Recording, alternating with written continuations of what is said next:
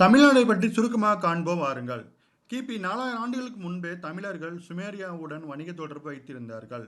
இது மட்டுமல்லாமல் Greece, Rome, எகிப்து முதல் சீனம் வரையில் இவர்கள் வியாபாரம் செய்து வந்தார்கள்.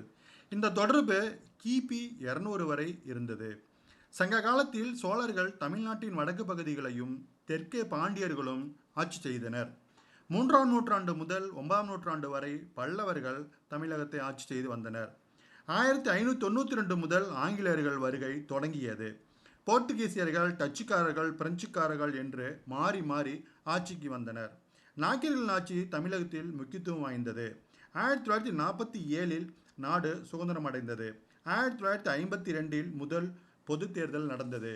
1956 வந்த மாநில மறுசீரமைப்பு திட்டத்தின்படி கேரள மாநிலம் புதிதாக அமைக்கப்பட்டது.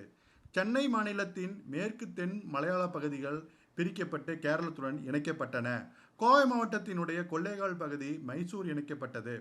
செங்கல்பட்டு சேலம் மாவட்டத்திலிருந்து 845 கிலோமீட்டர் பகுதிகள் சித்தூர், புத்தூர், திருப்பதி உள்ளிட்ட பகுதிகள் ஆந்திராவுடன் அளிக்கப்பட்டன. இதற்கு பின்னரும் தமிழகம் சென்னை மாகாணம் என்றே அழைக்கப்பட்டு வந்தது. 1967 தமிழ்நாடு என்று அழைக்க தீர்மானம் நிறைவேற்றப்பட்டது. திருவாங்கூர் கொச்சியிலிருந்து தமிழ்நாட்டுடன் இணைக்கப்பட்டது. அது கன்னியாகுமரி மாவட்டத்துடன் இணைக்கப்பட்டது. மொத்தம் தமிழ்நாட்டில் 234 சட்டமன்ற தொகுதிகளும் நாடாளுமன்ற தொகுதிகள் 39 ராஜ்யசபா இடங்கள் 18 கொண்டுள்ளது.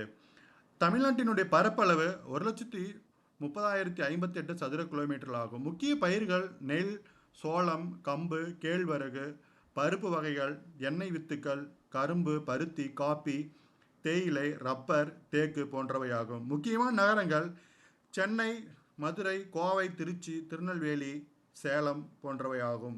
முக்கியமான ஆறுகள் பெண்ணாறு, நொய்யல் ஆறு, பவானி ஆறு, சிறுவாணி ஆறு, அமராவதி ஆறு, அர்ச்சனா ஆறு, மணிமுத்தாறு, சிற்றாறு, கோதையாறு, ஆரணி ஆறு, வேகவதி ஆறு, பெரியாறு, மஞ்சள் ஆறு என்று 13 ஆறுகள் தமிழகத்தில் இருந்து உள்ளன.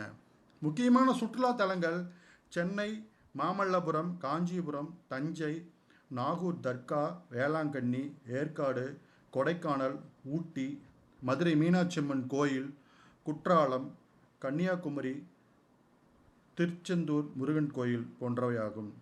நன்றி.